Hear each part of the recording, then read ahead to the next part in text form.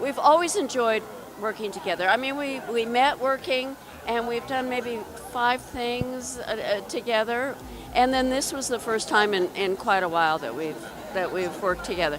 Hollywood often dazzles us with tales of glamour and success, but beneath the spotlight lie stories of pain few expect. Imagine being celebrated for grace and strength on screen, yet facing betrayal and violence from the one person you trusted most. How did Katharine Ross, who has conquered Hollywood's toughest roles, endure a deeply personal wound that no audience ever sees? But the real drama came not from her characters, but from a moment when her own daughter turned against her in a sudden, shocking act. An event that forever altered their fragile bond and revealed the hidden price of fame. The moment of violence. Katharine Ross's life took a devastating turn in March 2010, a moment that shocked even those closest to her. During a private argument with her daughter Cleo, something terrible happened. A sudden act of violence that shattered the calm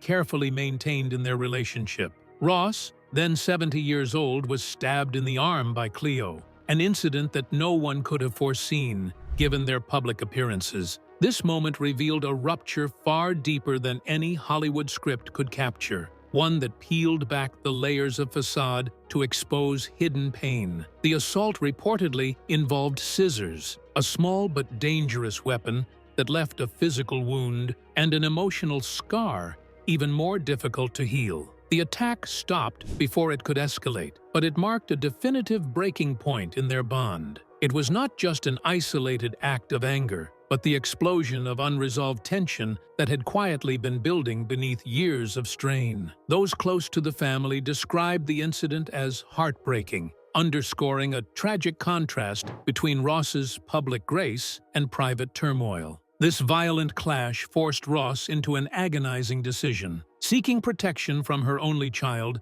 meant filing for a legal restraining order, a stark and painful measure that spoke volumes about the collapse of trust between mother and daughter. The court granted the order, requiring Cleo to maintain a distance of at least 100 yards and forbidding any contact. For a mother admired for her grace and strength, to publicly draw such a boundary was both shattering and necessary. The media erupted with speculation, trying to make sense of how a family known for love and achievement could fracture in such a dramatic way. Some suggested the pressures of growing up in the spotlight weighed heavily on Cleo, while others pointed to possible mental health struggles concealed from public view. Neither Katharine nor Cleo ever spoke openly about the underlying causes, leaving the world with more questions than answers. The silence only served to deepen the mystery and sadness surrounding the incident. Despite the physical wound healing over time, the emotional damage lingered long after. The stabbing was a rupture not easily mended, exposing painful family dynamics hidden behind years of smiles and public appearances. To many, Ross's experience became a vivid reminder that fame offers no immunity from personal hardship. In fact, it can sometimes amplify the fractures beneath. The incident was a heartbreaking moment for Ross, the woman who faced the greatest trial of her life, behind closed doors, despite having been in the limelight of Hollywood for decades. The incident showed that issues of motherhood and family often resist the clarity that even the most accomplished lives can bring. The injury was a literal cut, but emotional wounds were much harder to treat. Legal restrictions and emotional separation characterized the fragile family relationship in the days that followed. Ross had to fight her way through both the roles of mother and victim, treading a path that few public figures ever walk. The harsh truth was that the violence pushed her into a defensive position that no parent would like to adopt against his/her child. This event was the beginning of a long and uncertain journey, which would eventually lead Katharine Ross to keep looking for healing and peace outside Hollywood's limelight. However, before going to that journey, it is necessary to know the life that formed her, the star who fascinated the public while bearing heavy loads of personal life. Transitioning from this defining event, we look back at Katharine Ross's formative years and career, where ambition and resilience first took root amid a rapidly changing Hollywood landscape. Early life and career. Born on January 29, 1940 in Hollywood, California, Katharine Ross entered the world during cinema's golden age. Growing up in the heart of the industry's epicenter gave her early exposure to the magic and myth of movies, yet her childhood was far from settled. The family moved frequently, a restless rhythm that foreshadowed the unpredictability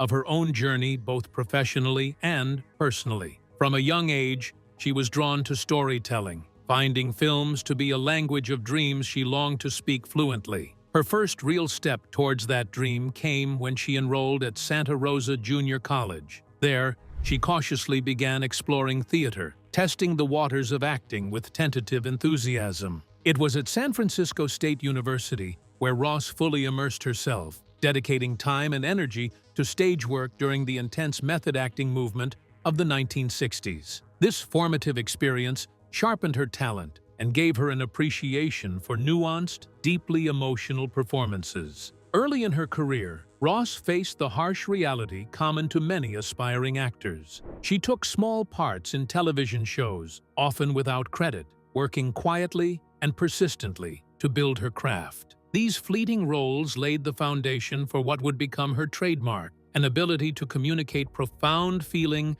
with a single look or subtle gesture. Her talent grew steadily, though recognition remained elusive for some time. Everything took a turn in 1967, at which time Ross was cast for the part of Elaine Robinson in The Graduate. The film was a cultural phenomenon, and at the same time, it reflected the turbulent moods of a generation that was caught in the middle of tradition and rebellion. Ross was praised for her performance, which was, at the same time, very innocent and full of turmoil, thus instantly maturing her into a star. The role brought her an Oscar nomination, which also set her up as one of the most interesting young actresses in Hollywood. After that, she further continued to develop her talent by, so to speak, picking the roles that would show her the most. Roles in the movies like Butch Cassidy and The Sundance Kid and The Stepford Wives served to establish her as the actress for complex women who, quite often, were able to blend their vulnerability and strength together with equal finesse. Critics and crowds praised the unrestrained fashion in which the actress was playing characters that seldom could be seen as belonging to simple categories. In this way, Ross's career was a rare mixture of commercial viability and serious art. The public off-screen looked at her as a contemporary and very much composed woman who was appreciated for her beauty and the pleasantness of her company. However, underneath her seemingly perfect look, Ross's private life was difficult, and very much like the lives of the characters she acted out on screen. The gradual and steady buildup of pressure that came from both the demands of her career and the difficulties of her private life was reminiscent of a typical Hollywood drama, the struggle between public success and personal unease. The combination of early success and emotional turbulence became the basis for how Ross would handle the immense pressures of fame and family in later life. Her dedication to the art kept on being, through the years, the same. But like many stars, she had to learn the very complicated balance between the public's perception of her and the reality of her private life, thus making her experiences in the years to come deeply shaped by this journey. From the foundations of her youth and career, the story moves into the personal relationships that defined Ross's search for stability amid Hollywood's often unforgiving glare. Marriage and stability attempts. Katharine Ross's personal life mirrored the turbulence of her career in many ways, marked by a series of marriages reflecting both hope for stability and the challenges of life in the entertainment world. Her first marriage to actor Joel Fabiani in 1960 was brief, lasting only 2 years, as the pressures of youth and ambition pulled them in different directions. This early attempt at partnership underscored the difficulty of maintaining intimacy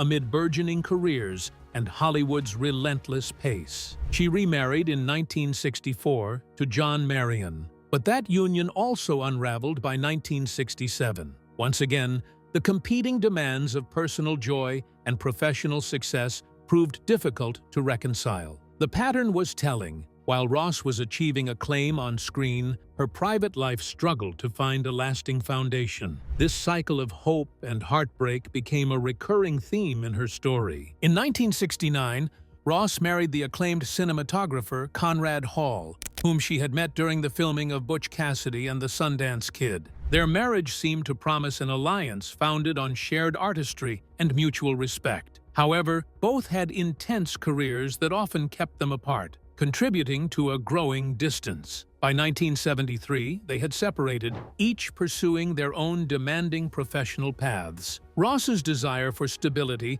led her to marry Tom Lissy in 1974, a technician and chauffeur she had met while filming The Stepford Wives. This marriage appeared to be an effort to escape Hollywood's chaos and find quieter ground. Yet even this attempt at a simpler life did not endure, ending by 1979. The repeated dissolutions reflected not failure, but a restless search for balance, a yearning for something that Hollywood's spotlight seemed to obstruct. During this period of personal upheaval, Ross encountered Sam Elliott in 1978 while filming The Legacy in England. Their meeting was initially professional, but it soon grew into a deep connection marked by mutual respect and a calming steadiness unlike her previous relationships. This new bond offered Ross a reprieve from the cycles of instability that had long defined her personal world. By the time she divorced Lissy in 1979, Ross's relationship with Elliott had intensified.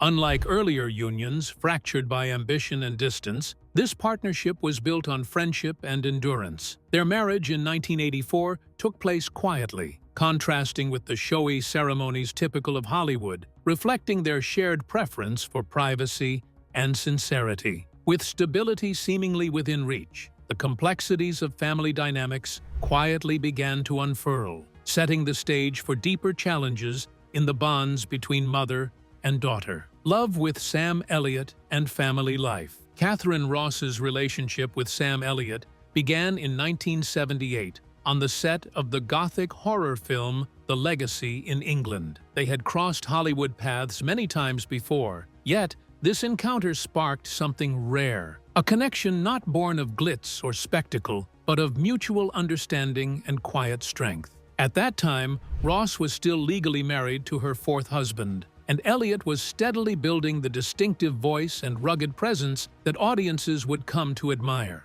Their professional meeting soon kindled a personal bond that gradually grew into lasting love. Despite the complexity of ongoing personal circumstances, their connection deepened beyond mere attraction. Elliott offered Ross a stabilizing presence amid the chaos that had previously defined much of her life. For the first time, she found a partner whose calm steadiness countered the turbulence of her earlier relationships. Unlike past romances shaken by ambition and distance, their love was marked by friendship, respect, and a shared desire for privacy. By 1979, Ross's previous marriage had ended, allowing her relationship with Elliott to flourish openly. Their bond culminated in a low-key, intentional wedding in 1984, far removed from Hollywood's typical lavish ceremonies. This quiet union reflected their shared preference for simplicity and authenticity, a private sanctuary where they could nurture their relationship without outside distractions. That same year brought another joy, the birth of their daughter, Cleo Rose.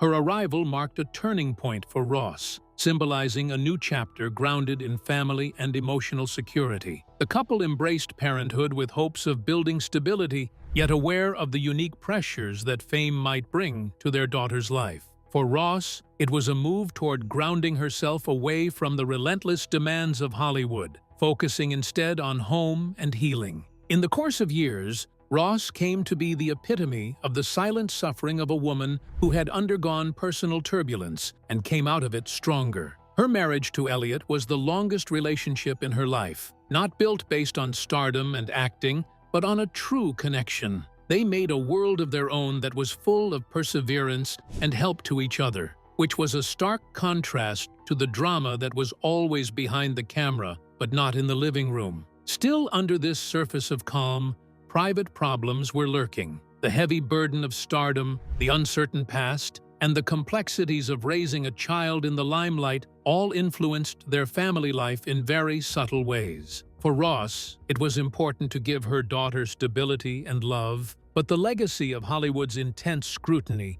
was still hard to fully escape. Sam Elliott's constant presence was more than just that of a husband. It was a barrier and an anchor for Ross during the years that followed. Their togetherness was her refuge from the surrounding world of flashing cameras and gossip. The unpretended affection they had for each other became the main thread that kept her life going through the later crises. Despite the decrease of Ross's professional career, she redirected her attention to the safeguarding of her inner world.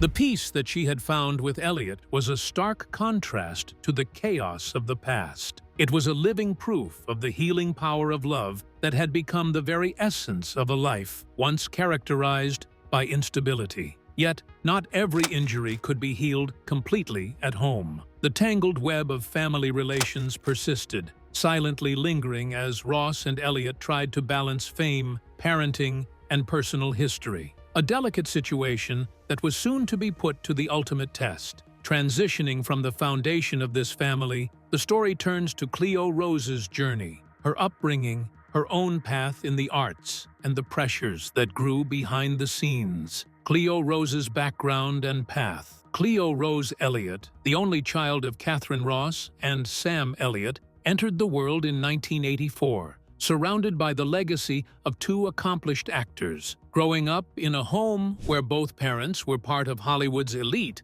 offered her unique opportunities. Yet, it also came with the weight of high expectations. While many assumed she would follow in their footsteps on screen, Cleo chose a different route, channeling her creativity into music instead of acting. Her training began in classical singing, a discipline that grounded her voice and craft with precision and rigor. Over time, she branched out into other genres, exploring a variety of musical styles that allowed her to carve a distinct identity independent of her parents' cinematic world. Music became her way of stepping out from the long shadows cast by fame, an attempt to define herself on her own terms, apart from the silver screen legacy. Yet, even with this quest for independence, the pressure of comparison was difficult to shake. Cleo lived much of her life under public scrutiny, often photographed alongside her famous parents and expected to reflect their success. For children of well-known figures,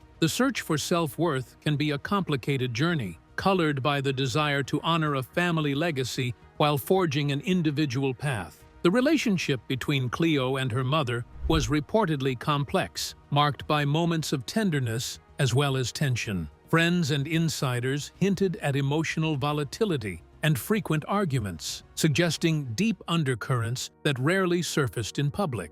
These private struggles painted a picture of fractured love and unmet needs, complicating the perception of a picture-perfect Hollywood family. As Cleo matured, the challenges inherent in balancing public attention, personal ambition, and family expectations appeared to grow. The gap between mother and daughter widened quietly, simmering beneath the surface. While neither spoke openly about their conflicts, the strain was evident enough to those around them to raise concerns. This ongoing emotional turmoil eventually erupted in the violent incident of 2010, but it was only the visible tip of a much larger iceberg. The stabbing was a dramatic breaking point that exposed years of underlying struggles, a stark reminder that family discord can grow beneath even the most glamorous veneers. As the tensions between mother and daughter continued to unfold, they foreshadowed the painful rupture that would come to define their relationship. The breakdown between mother and daughter. Behind closed doors, the relationship between Katharine Ross and her daughter Cleo Rose was far more turbulent than the public ever knew. What appeared at times to be a typical mother-daughter bond was punctuated by emotional volatility and deep-seated tension. Friends and insiders who observed their interactions spoke of frequent arguments and sharp disagreements, hinting at unresolved conflicts simmering beneath the surface. These upheavals suggested a fracture rooted in both personal unmet needs and the pressures of a highly scrutinized family life. Cleo's struggle to carve out her own identity amid the shadows of famous parents created a difficult emotional landscape. While Ross endeavored to provide stability, The legacy of Hollywood fame came with intrusive expectations and constant comparison. Cleo's choice to pursue music instead of acting was a form of rebellion as well as independence, but it also intensified feelings of invisibility and frustration. This clash between individual desire and inherited legacy added complexity to their fractured connection. Psychological experts often note how children raised in the glare of celebrity endure unique challenges, including heightened sensitivity to approval and identity confusion. For Cleo, these challenges appeared to manifest in volatile emotions and unpredictable behavior. The tension with her mother seemed to fluctuate unpredictably, reflecting a push and pull of love, disappointment, and unmet communication. Neither side appeared fully equipped to bridge their growing divide. The years leading up to 2010 were marked by a gradual unraveling of trust and emotional closeness. Behind the calm exterior Katharine Ross presented to the world, there was a constant undercurrent of worry and sorrow. Friends revealed that the two had been drifting further apart, though the reasons remained closely guarded. The cracks in their relationship were widening, obscured only by a mutual reluctance to expose their pain publicly. There were rumors going around that Cleo was having mental health issues, a problem that is often closely linked to the public expectations pressure. However, the exact reasons did not matter much. It was pretty obvious that things were not right. Their inevitable conflict was caused by years of pressure, bad communication, and maybe even the emotional wounds that were never really healed. These are common but very complicated situations in families that are both famous and suffering. The final outburst was very sudden, but perhaps it was also inevitable. A very violent incident happened that shocked even those who knew about their troubled history. The breakdown's intensity made it clear how deeply the suffering was rooted. For Ross, it was not just a single conflict that he would ignore, but it was the end of a connection and decay of emotions that had lasted for years. The incident was unfortunate, but the relationship's disintegration was the real catastrophe. After the stabbing, reality was painful, but could not be ignored. Their relationship had broken into irreparable parts. Mother and daughter had no option other than making strong restrictions for their own safety and mental restoration. The emotional cost was gigantic, and the scars that were left behind could not be accounted for by the physical injury alone. The situation where family ties are to be preserved and individual well-being is to be protected had reached a terribly painful crossroad. The split between Katharine and Cleo mirrored the hidden price that fame and family pressures can take, even on those who are seemingly blessed with every advantage. It showed how the unresolved problems can develop into the crises that no public image can hide. The deeper wounds of identity, acceptance, and love that had been broken were brought to the surface by the harsh light of that fateful night. The turmoil that followed could not be ignored, leading to choices that would redefine their relationship entirely. Aftermath and legal actions. The stabbing incident in 2010 did not simply leave Katharine Ross with a physical injury. It marked the beginning of a painful process of legal and emotional reckoning. Faced with a threat from her own daughter, Ross made the difficult decision to seek legal protection, filing for a restraining order. This stark measure underscored just how far their relationship had deteriorated, signaling a collapse of trust that could no longer be overlooked or managed privately. The court acted on the request, issuing an order that required Cleo to stay at least 100 yards away from her mother and forbade all direct contact. For Ross, a woman admired for grace and composure, publicly enforcing such a boundary was heartbreaking yet crucial for her safety and peace of mind. It was a formal declaration of the fracture that had long been closing in, a necessary act of self-preservation rather than punishment. Media outlets quickly picked up the story, dissecting the incident and its consequences under the public gaze. Speculation ran rife. Some suggested the crushing pressure of fame on children of celebrities, while others hinted at possible mental health issues. None of the deeper personal truths were disclosed, as both Katharine and Cleo chose silence, guarding their privacy despite the stir of headlines. This silence only heightened public curiosity, casting a shadow over what might have been a private family tragedy. The emotional toll on Ross was immense. Beyond the headlines and legal documents, she faced a profound sense of betrayal and sorrow. The mother, who had long been a symbol of strength, was now navigating a painful reality where her own child became a source of danger and heartbreak.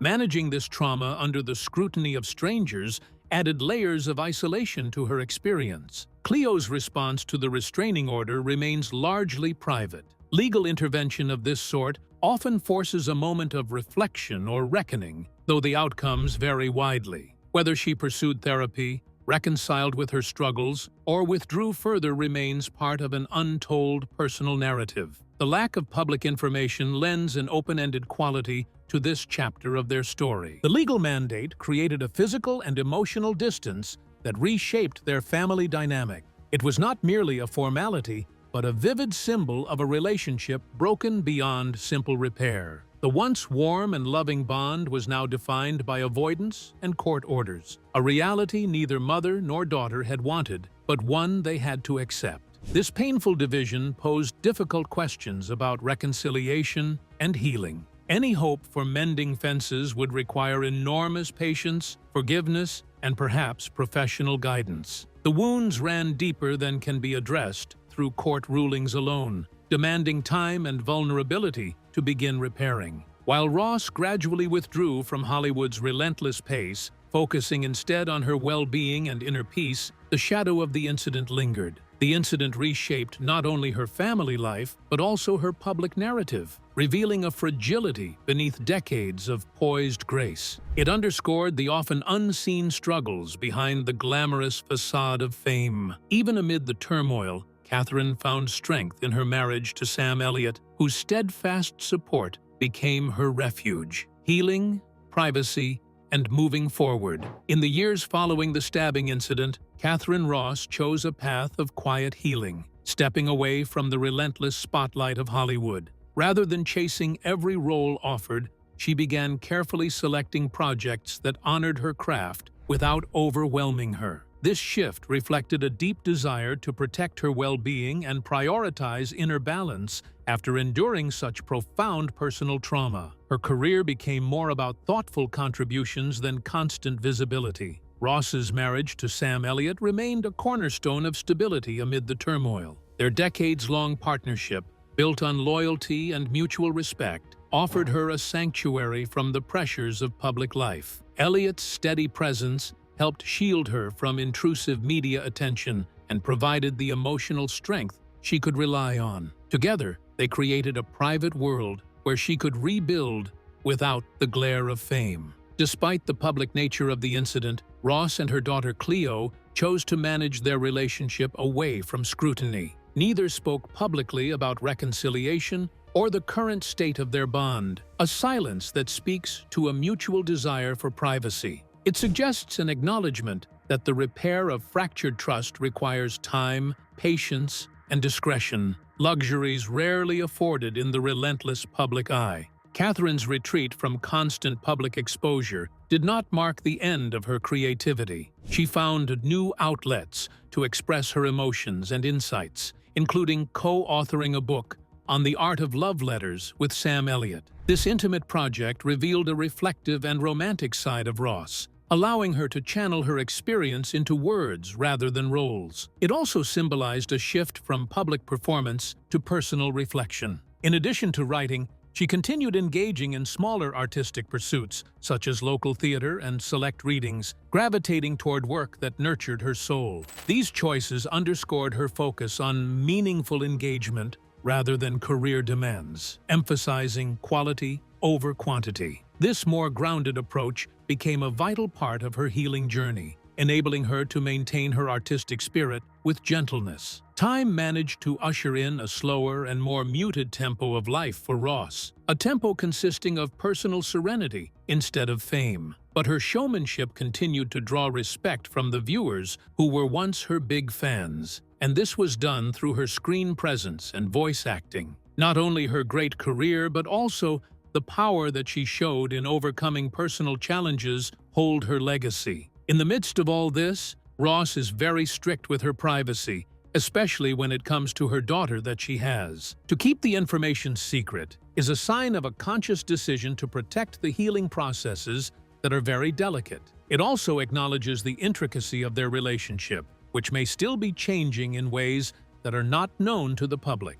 The saga of Ross is like a beacon of survival, the ability to suffer, to be reborn, and to find a place away from the often rough light of fame. It is a reminder that the most powerful actors may still have their dark sides, and that healing is a long and sometimes difficult process. The life she lives today is the echo of the strength that comes from opting for peace and shielding what matters most from the world. Katharine Ross's story reveals the complex realities behind fame, success intertwined with private pain and the struggle to heal. Her journey reminds us that even legends face deep personal trials. If you found this story compelling, please like and subscribe for more insightful stories behind the spotlight.